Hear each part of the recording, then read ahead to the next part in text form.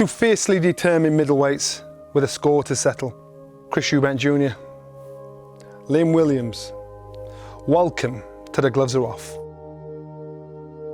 All I'm worried about is teaching this guy some manners. I've got all the bases covered, and I'm confident that we will get the job done on the night. I will do whatever it takes for him not to see the 12th round. I don't like this man. I just think he's a total clown. I'm fighting at home in Cardiff. I'm going to get a fantastic reception.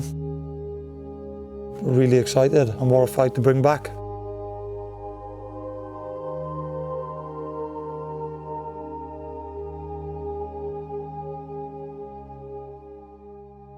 So boys, this is a fight the fans have been asking for. The reaction's been unbelievable. Does it feel good to be finally happening? Does it feel good? Sure, it's a fight. I'm a fighter, this is what we do. We fight, we get in the ring and we put it all on the line. It's just this time we have something a little bit more personal. Usually it's just business for me. This fight's personal. There's tension in the air. It seems real. I mean, you know me. Nothing about me isn't real. I don't pretend. I don't put on an act. I don't, talk a big game on social media and then try and backtrack when I'm in front of somebody, which is what he did in the press conference, starting off talking about respect. Let me just tell you something. You do put on an act. What act do I put on? No one's trying to backtrack. I'm not backing out of nothing. You started a press conference talking about how you respect me. I'm ready. That's not what you were talking about on Twitter. I'm never going to backtrack. You're the most fake person I know. Nothing's real about you. Listen, I'm real, and the beating you're going to get is real too. Your fake beard, your fake airline, your fake teeth. Everything's real. Nothing is real and about you. Everything is going to be real on the night. Shut your mouth. You realise what trouble you're in now, and that's why you started the press conference talking about I respect him. We don't talk about respect when all you've been doing is talking. I respect your ability, but I don't respect you. Is it personal for you? 100%. I don't like this man. Why? I just think he's a total clown. He's just running off the Eubank name, and if I'm being totally honest with you, I think he's an embarrassment to the Eubank name. He isn't half the fighter his dad was. He's more interested in being a celebrity more than, a real fighter, if you ask me. The glasses are off, Chris. You mean business now? Listen, I'm always business. I always mean business. This guy's talking about celebrity. Celebrity hasn't kept me in the game for 10 years. Celebrity hasn't won me 31 fights. It doesn't matter what your name is. It doesn't matter who you are. If you're not the real deal, you don't win. If you're not the real deal, you don't get the following that I have. You don't get the fandom that I have. If I was such a fake, why has he been calling me out for the last year? Why have you been calling him out? Why him? Because he is a good name. It's a fight people want to see. It's a fight people are very interested in and excited about.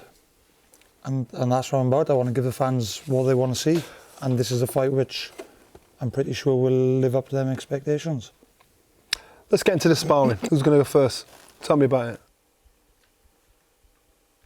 Listen, I didn't realise I'd sparred this kid until about 10 minutes ago when somebody showed me a clip of him talking about how I sparred him. He's obviously held on to that spar for 10 years. I forgot about it the next day, which means that it was uneventful.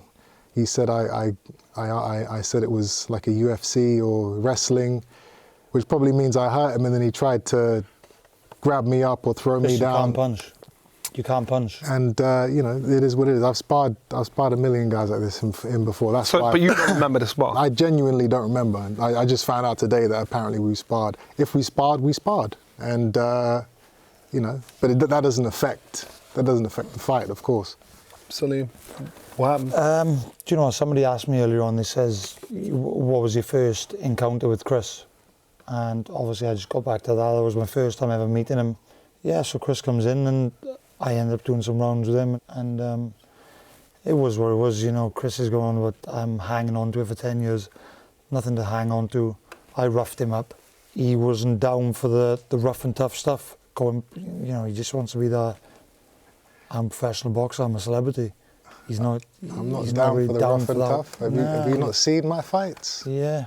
Have you not seen what I've done? Yes, but it's all well and good when things are going your way, and Things haven't always gone my way, but rough and tough Majority of the time they doesn't have, mean yeah. anything to me. I love the rough and tough. yeah, me too. So we'll see, won't we? Well, you say you do, but I don't think you actually Yeah, I do. I love it. No, You understand? I've seen you bottle it a few times now. Yeah. And Against who? you know who. Who have you seen me bottle it against? You know who. I've never bottled in my life. I think you have.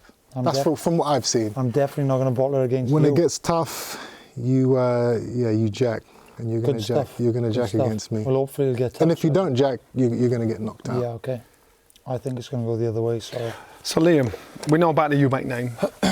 Tell us about the Williams name. Tell us about you, how you got into boxing. What got you to this stage in your career? Do you know what? I started boxing at 10 years of age. Just a kid roaming the streets, up to no good really. Just go to the boxing gym, just to see what it's about. Mainly just to get out of the cold and wet for a couple of hours. Stuck at it with the help and guidance of certain people, and here I am today. You describe yourself as a tearaway as young, so you're still a tearaway in the ring? A dirty fighter is what he is. Yeah, dirty's that's cool. As long as I can get away with it, I'm going to get away with it against you, and I'm going to be dirty with you. And that's I'm going to ram elbows in your character. face. I'm going to.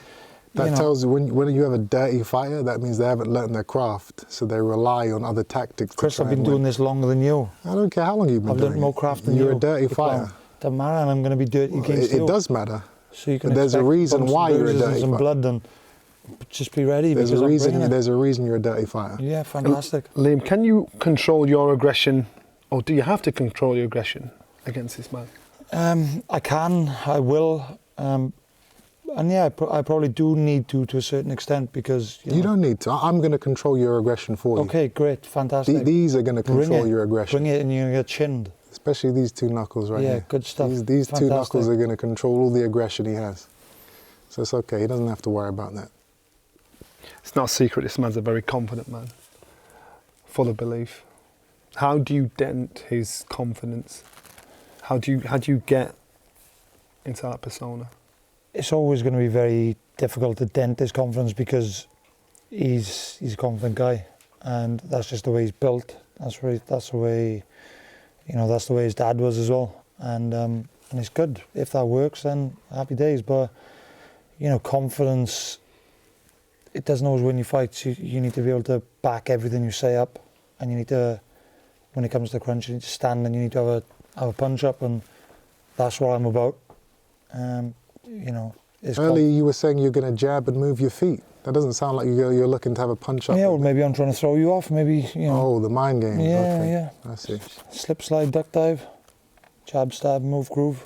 Well, I'll let you try your little strategies in the first round. Chris, you can't do nothing other than walk somebody down and swing for the hills. That's all you got. What can you Can't do? box. You're not a slickster. How do you beat me? I can beat you both ways. I can outbox you because I've got a better boxing brain than you, Okay. better boxing IQ, yeah, and that's a fact. Most people say that.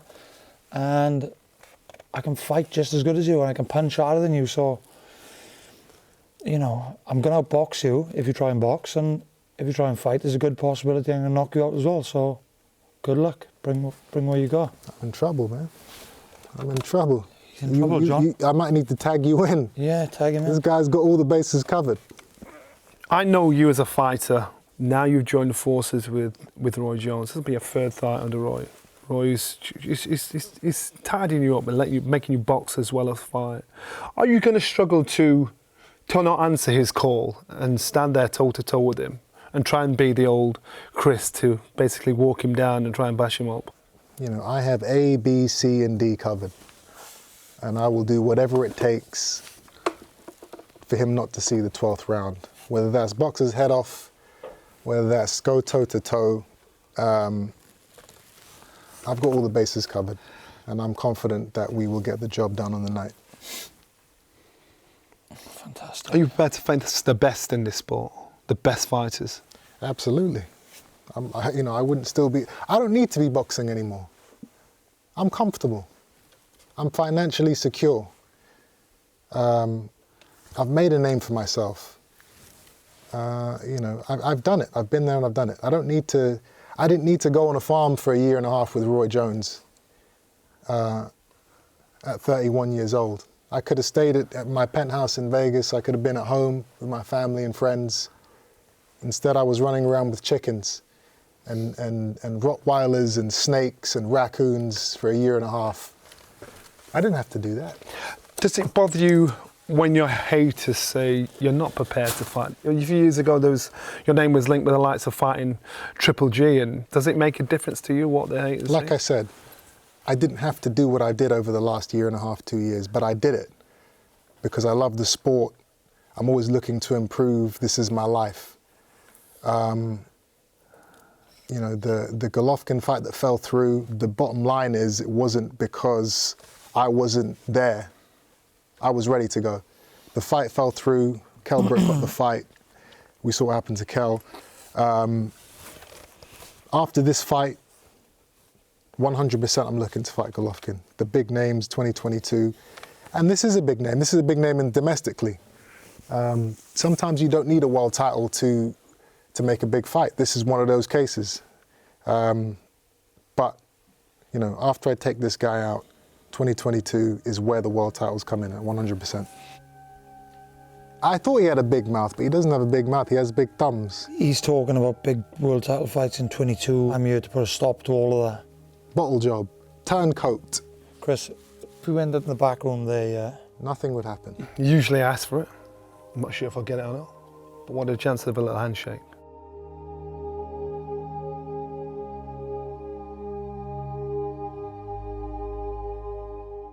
Liam, do you think this guy's had life too easy? Born with a silver spoon in his mouth? To a certain extent, yes. You know, he has fought hard, he's fought some good opponents, albeit a few of the good names he's beat have been over the hill.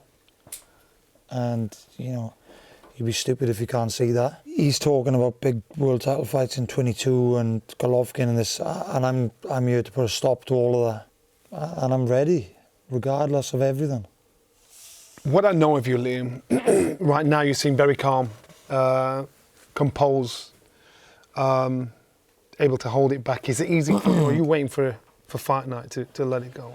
Yeah, you know, that's the aim, is to save it all for fight night, innit? And keep calm, not put myself under any more stress than I need to be, and just be ready to give it my all on the night.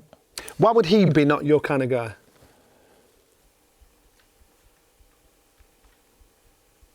Because, I don't know, he's just... It's the jacket, isn't it? The jacket's shocking, I'll tell you the truth. The shoes are shocking, I'll tell you the truth.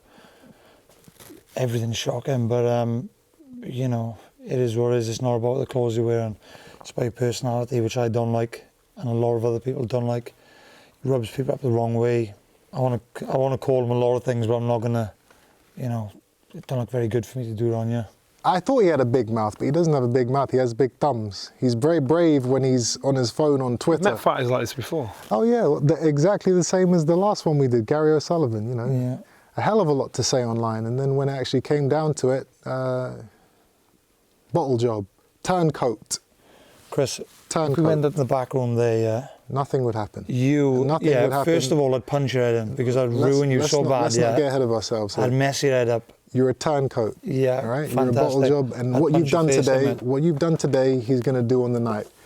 He talks a big game, but when it actually comes down to it, he's not about that life. Yeah. So I've bottled it today, Johnny, yeah? Not at all. This is what we're seeing now.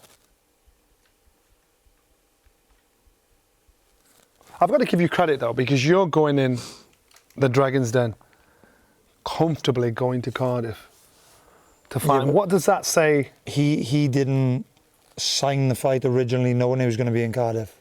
Just make sure that people know that. True that. Who cares?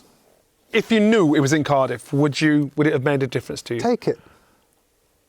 If you need the home advantage, if you need your people, your family and friends and your crowd to get behind you, if that's what it takes for you to get in the ring with me, I didn't know he was going to be in Cardiff take myself. it. I didn't know he was going to be in It Cardiff makes as well. no difference to me. I actually thought he was going to be in London. Whether it's and I in was more than Cardiff, happy to whether go it's for in that. London, whether it's in the jungle, whether it's in a phone box, the outcome is no different. You're getting put to sleep. Do you enjoy playing the bad guy? Not really. You know, I'll do it if I have to. You know, if you're sending me into the guy's back garden, then I'm happy to be the villain, because that's what I need to be. You know, I can't be the good guy if I'm walking into a crowd of 10, 15,000 people and they all want me to lose. You can't be the good guy. You do understand when you walk in there, the boos, the hatred. Oh no, It's going to be mad. terrifying. How do you feel about I'm that? quivering. I'm quivering, terrified. How am I going to get through it? I guess you have to tune in to find out, huh? Is he one of the fighters that it breaks or makes, or is he one of the fighters that fight better under that kind of pressure? Yeah, I imagine it's going to make him fight harder, if I'm being totally honest. Same with me if I fight away from home, you know, in somebody else's back garden, generally, bit of extra nerves, you know, you want to prove the people wrong. It does normally make you fight that a little bit harder, so I'm expecting the best. What about you? You're fighting for your country. Everybody's there. You can't walk through Cardiff. Everybody, all they want to do is talk about the fight. Yeah. Is that pressure? Would you prefer to be in his shoes? It's probably a little bit of added pressure, if I'm being honest, but I can't say I'd rather be in his shoes because I'm fighting at home in Cardiff. I'm going to get a fantastic reception. Yeah, I'm just, you know, it's been a long time since I boxed in Cardiff as well, so I'm really excited. And what a fight to bring back. I know you're a no-nonsense kind of guy. So when he walks in posturing, geeing the crowd up, jumping over the ropes, what would that bother you? Does it affect you? Does it anger you? No, not at all. I just, you know, I'm gonna keep my calm. I'm gonna go in with what we set out to do, the plan we go in with, and I believe it's going to work. I don't need to get angry with this guy. I don't need to, you know, get nasty. I just think as long as I go in with the right plan and execute it, then I'm going to punch his head in. Simple as that. You don't mind hostile territory? You've been there before. Yeah, listen, I've done it many times, and I'm sure I'll continue to do it for many more years. It makes no difference to the outcome. Hostile, fans, haters, doubters, believers, it's all irrelevant. I know what I do in the gym every day to fighters 5 times as good as him. Mm-hmm. I know what I do to them. So I'm going to have a ball. You mentioned personal.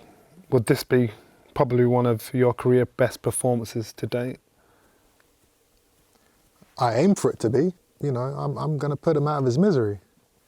He'll probably retire after this fight.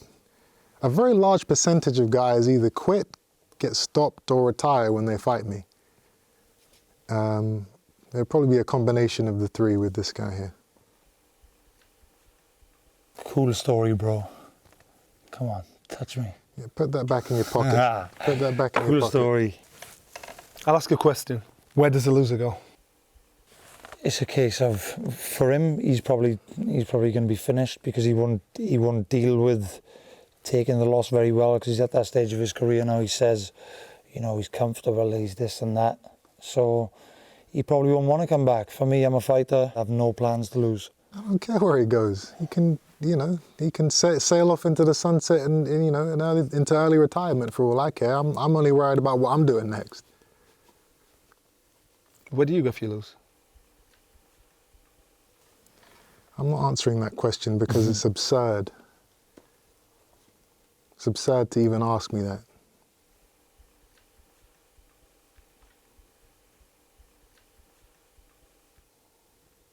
It's absurd for him to be that confident. You do need it as a fighter. Yeah, I don't care. There's being confident and then there's just plain stupid. That's what he is. Clown.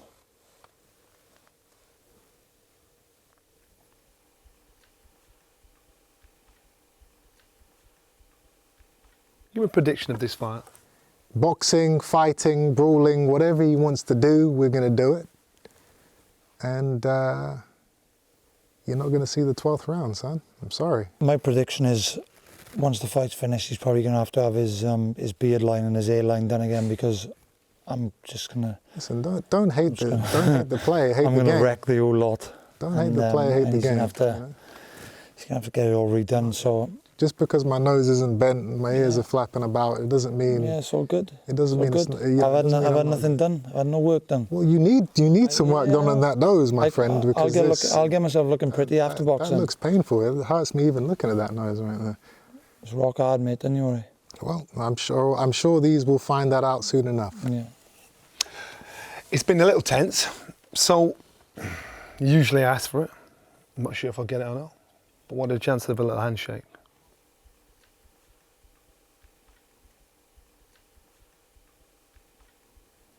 Well, he just tried to spud me. I don't know what the hell that was, what he was trying to do there, and I left him hanging. I don't think you're going to get a handshake out of us. He's said too much, Johnny. You know, he's done too much. He's been too disrespectful. There's going to be more. It's not the end of it. You know, just because we're now fighting and we're here, and you know, it doesn't mean that everything's okay. It's not. He'll pay for what he's said, and I'll move on. Would you be respectful to each other after the fight? We don't need to talk about after the fight. There's too much to come. I'm not worried about what happens after. All I'm worried about is teaching this guy some manners.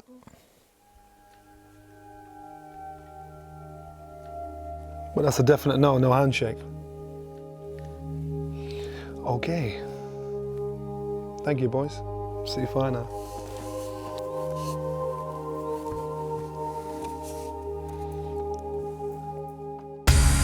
Sky Sports. Feel it all.